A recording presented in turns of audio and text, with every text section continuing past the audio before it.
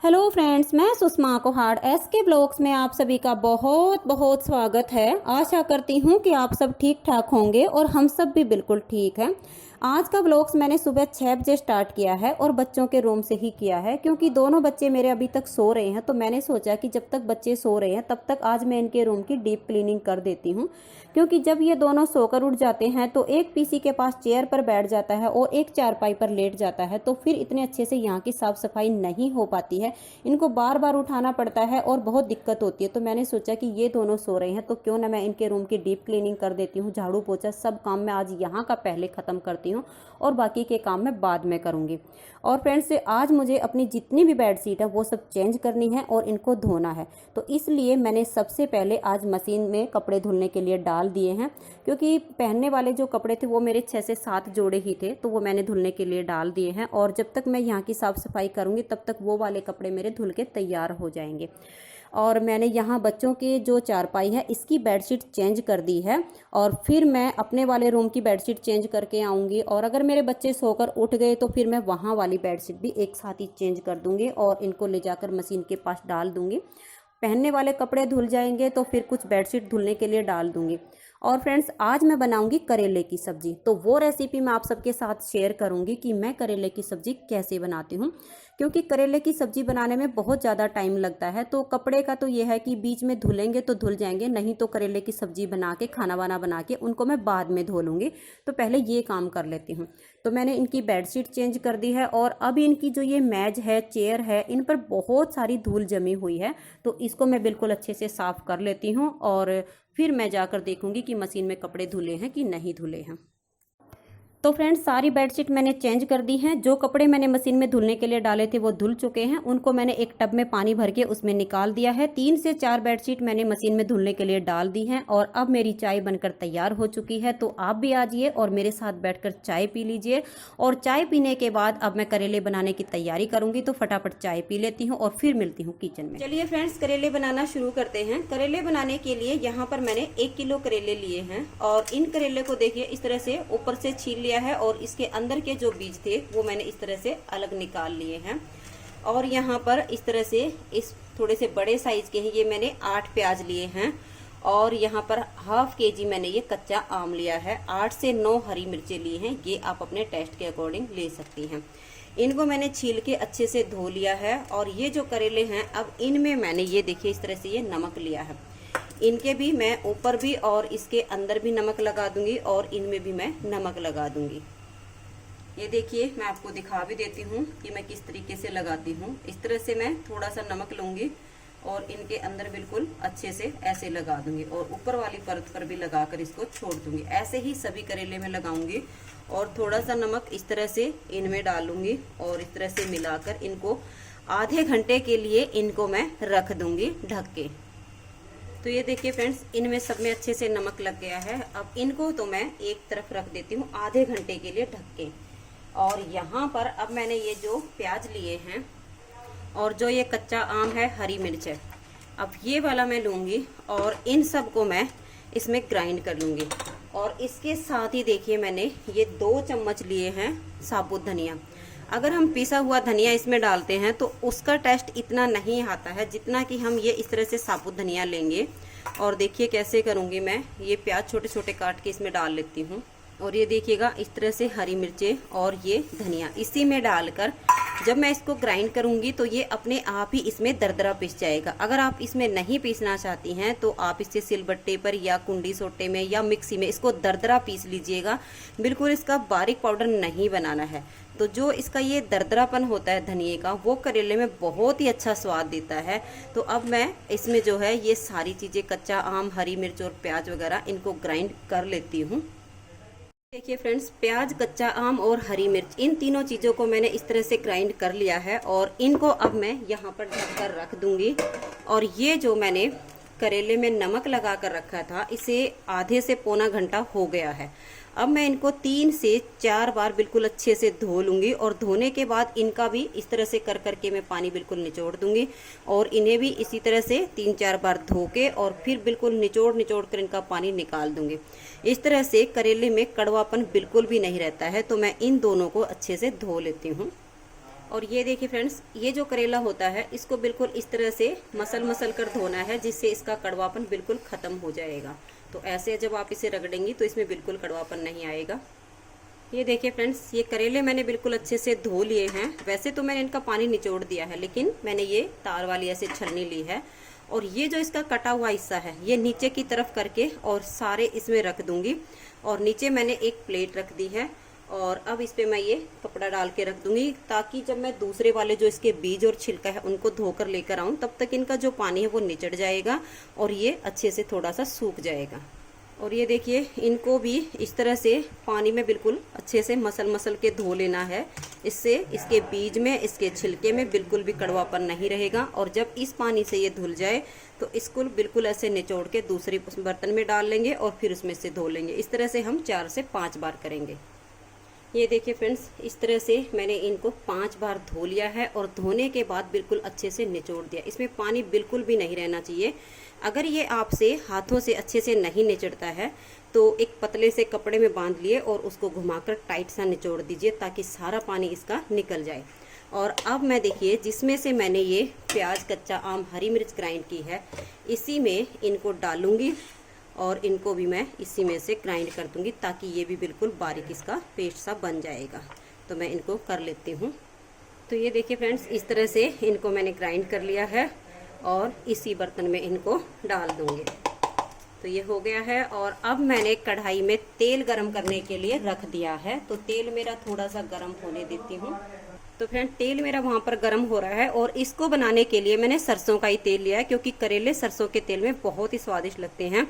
और अब ये देखिए, ये जो हमारे करेले हैं, अगर ज़्यादा गीले लग रहे हों तो एक साफ सुथरा कपड़ा लीजिए और इनको अच्छे से पोंछ दीजिए, ताकि जब हम इसको तेल में डालें तो छींटे ना लगे।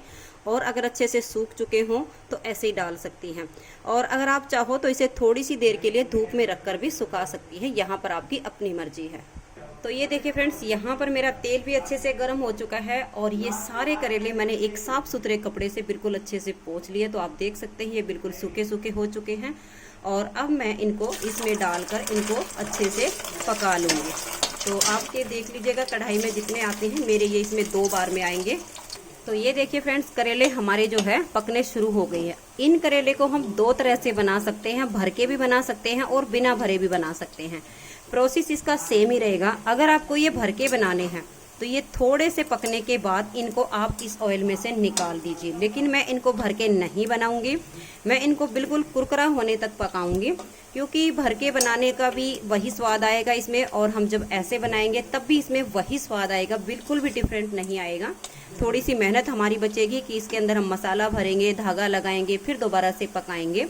इससे अच्छा है कि इसको हम तेल में पहले ही बिल्कुल कुरकुरा होने तक पका लेंगे। तो ये देखिए फ्रेंड्स, करेले हमारे बिल्कुल अच्छे से कुरकुरे हो चुके हैं। अगर आपको इन्हें भर के बनाना हो तो इतना कुरकुरा नहीं करना है। थोड़ा सा इसका रंग पलटने के बाद आप इसे ऑयल से निकाल लीजिए। और अब मैं गैस का फ्लेम कम कर देती हूँ। और ये देखिएगा, इसमें जो ऑयल है वो, अब ये जो हमारी सब्जी वाली चम्मच है, ये वाली, ये 1.5 चम्मच ऑयल बचा हुआ है। मैंने 3 चम्मच ऑयल डाला था। 1.5 चम्मच तेल लगभग इसमें मेरा जल चुका है, ये करेले पके हैं तब तक। तो 1.5 चम्मच तेल में हमारे करेले अच्छे से बन जाएंगे। अगर आपको थोड़ा सा ज़्यादा ऑयल डाला हो और वो ज़्यादा बच रहा हो तो आप उसको इसमें से ऐसे करके निकाल दीजिए, क्योंकि ज़्यादा ऑयल भी ठीक नहीं है। गैस का फ्लेम मैंने कम कर दिया है। और अब मैं इसमें थोड़ी सी हल्दी डालूंगी, ताकि ये अच्छे से इसके अंदर पक जाए। ये देखिएगा, सब्जी के अकॉर्डिंग जितनी इसमें ज़रूरत है उतनी मैंने इसमें सब्जी डाल दी है। और सब्जी हमारी बहुत अच्छी बनेगी जब हम इस तरह से हल्दी डाल के पकाते हैं। तो हल्दी हमारी पक गई है। अब ये सारा मसाला जो मैंने ग्राइंड किया हुआ है ये इसमें डाल देती हूँ। ये देखिए, ये सब मैंने डाल के इसमें मिला दिया है। और अब मैं डालूंगी इसमें ये वाला गरम मसाला, क्योंकि इसमें सारी चीज़ें मिक्स करके पीस दी गई हैं। तो अब ये मैं लगभग, ये छोटी सी चम्मच है तो मैं 1.5 चम्मच डालूंगी।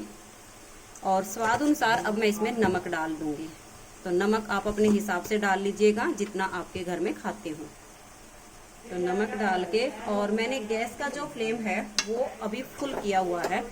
थोड़ी सी देर मैं इसको फुल फ्लेम पर ही पकाऊंगी। और जब ये अच्छे से बिल्कुल पकने लग जाएगा तब मैं इसका फ्लेम जो है मीडियम कर दूंगी और इसे ढककर पकाऊंगी, ताकि ये जल्दी जल्दी से पक जाए। तो मैं इसको बिल्कुल अच्छे से पकाती हूँ। तो ये देखिए फ्रेंड्स, ये बिल्कुल अच्छे से पकना शुरू हो गया है। अब मैं गैस का फ्लेम मीडियम करूंगी, क्योंकि अगर मैं हाई फ्लेम रखती हूँ तो ये नीचे से लग जाएगा।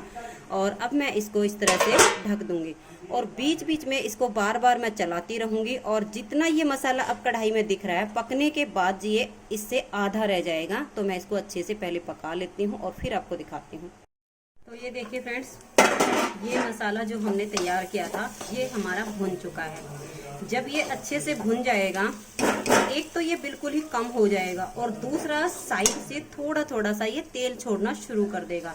तो ये अब बिल्कुल अच्छे से पक के तैयार हो गया है। इसने साइड से तेल भी छोड़ दिया है और आप देख सकते हैं जब हमने डाला था तो ये कढ़ाई लगभग भर चुकी थी, लेकिन अब ये आधे से भी कम रह गया है।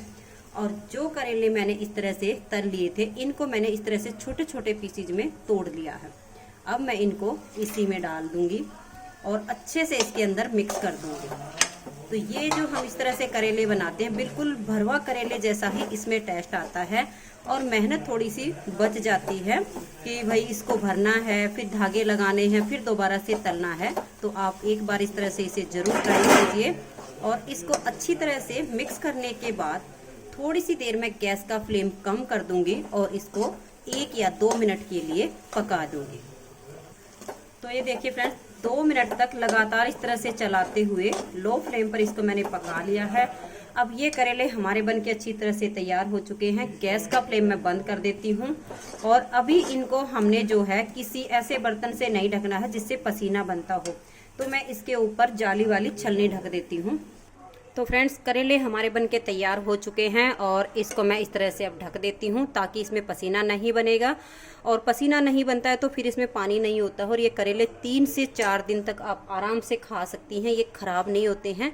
और जब आप इस तरह से करेले बनाएंगी तो ना तो ये कड़वे बनेंगे और जो नहीं भी खाता है वो भी इसको खा लेगा। तो एक बार आप इस रेसिपी को ज़रूर ट्राई कीजिएगा। और ये सब काम करके अब मैं खाना बनाती हूँ और खाना बना करके फिर आपसे एक बार मिलूँगी। हेलो फ्रेंड्स, कैसे हैं आप सब? हम सब तो बिल्कुल ठीक हैं और उम्मीद करती हूँ कि आप सब भी बिल्कुल ठीक होंगे और अपने अपने घरों में बहुत खुश होंगे और सुरक्षित होंगे। और फ्रेंड्स, अभी 12 बज चुके हैं। अभी मेरा किचन का ही काम ख़त्म हुआ है। अभी मेरे बहुत सारे काम बाकी पड़े हैं, क्योंकि आज सुबह मैंने जैसे सारी बेडशीट वगैरह उतार ली थी, तो मशीन भी मैंने सुबह लगा दी थी और करेले भी आज ही मुझे बनाने थे। तो बहुत ज़्यादा काम हो गए हैं। तो आधे कपड़े तो मैंने जैसे करेले का मसाला जब बीच में भुन रहा था तो जाकर धोकर सुखा दिए थे और आधे अभी मेरे पड़े हैं। और करेले की सब्ज़ी जब हम इस तरह से बनाते हैं तो इसमें टाइम तो बहुत ज़्यादा लगता है, लेकिन ये बनते बहुत ही स्वादिष्ट हैं और कड़वे तो बिल्कुल भी नहीं बनते हैं। तो फ्रेंड्स, आज की रेसिपी आपको कैसी लगी आप मुझे कमेंट्स करके ज़रूर बताइए और एक बार इस रेसिपी को ज़रूर ट्राई कीजिए। और अभी मैं जाऊँगी और जो मेरे बाकी के कपड़े पड़े हैं उनको मैं धो के सुखा दूँगी और फिर जो पानी बचेगा उससे पूरे घर में पोछा लगाऊंगी और फिर कहीं जाकर मैं नहाऊंगी, तब मेरा काम ख़त्म होगा। और मेरे कुछ सब्सक्राइबर और व्यूवर्स के मेरे पास कमेंट्स आए हुए हैं कि दी, आपके अंदर इतनी ऊर्जा कहाँ से आती है कि आप अपने 3 चैनल को एक साथ मैनेज कर लेती हैं और आप अपने घर के सारे काम भी खुद ही करती हैं, तो कैसे कर पाती हैं आप? हमें इसका राज ज़रूर बताइएगा। तो इसी पर मैं आप सबके साथ थोड़ी सी चर्चा करूँगी कि मेरे अंदर ये इतनी ऊर्जा कैसे और कहाँ से आती है। तो फ्रेंड्स, इसके 2 कारण होते हैं। सबसे पहला कारण तो ये होता है कि मैं तली भुनी चीज़ें बिल्कुल भी नहीं खाती हूँ तो थोड़ी बहुत। और तली भुनी चीज़ें में सबसे मेन आता है कि सुबह सुबह खाली पेट चाय के साथ परोठे खाना, जो कि हमारी सेहत के साथ साथ हमारे दिमाग को भी थका देता है, हमारे शरीर को भी थका देता है। तो ये मैं बिल्कुल भी नहीं खाती, अवॉइड करती हूँ। ये मैंने पहले भी बताया हुआ है कि मैं कभी कभी परोठे खाती हूँ तो दही के साथ ही खाती हूँ, चाय के साथ बिल्कुल भी नहीं खाती हूँ। तो ये तली हुई चीज़ों में आती है इस तरह की चीज़ें।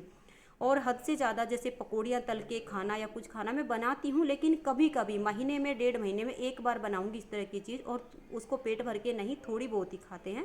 तो इससे मेरे शरीर के अंदर जो ऊर्जा है वो भरपूर बनी रहती है। तो मैं ये चीज़ें नहीं खाती हूँ और पानी में भरपूर पीती हूँ, तो मेरा शरीर तंदुरुस्त रहता है, मैं बिल्कुल भी नहीं थकती हूँ।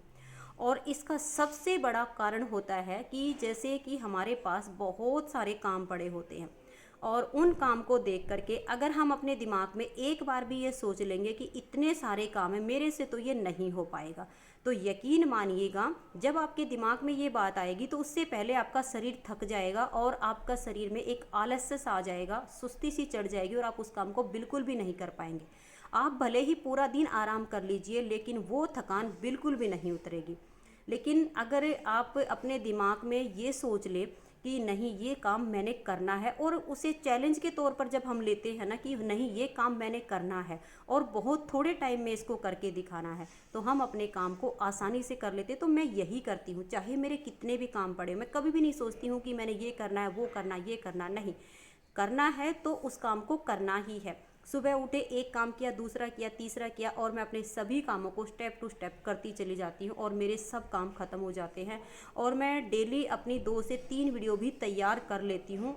लगभग लगभग डेली डेली मेरी वीडियो जाती है और तीनों ही चैनल पर जाती है, और इसीलिए मैं अपने काम को कर पाती हूँ, क्योंकि मैं दिमाग में कभी भी नहीं सोचती हूँ। और ये बात नहीं है कि मैं वैसे ही बोल रही हूँ, क्योंकि मैंने इसको आजमा कर देखा है कि जब हम दिमाग से ये बात सोच लेते हैं कि इतना सारा काम पड़ा है, इसको मैं कैसे करूँगी, तो हमारा शरीर थक जाता है। लेकिन जब हम बहुत सारे काम को कर लेते हैं और हमारे अंदर एक थकान आती है, तो वो थकान एक बिल्कुल ही अलग तरीके की होती है। अगर हम आधा घंटा भी लेट कर आराम कर लें तो वो थकान हमारी उतर जाएगी।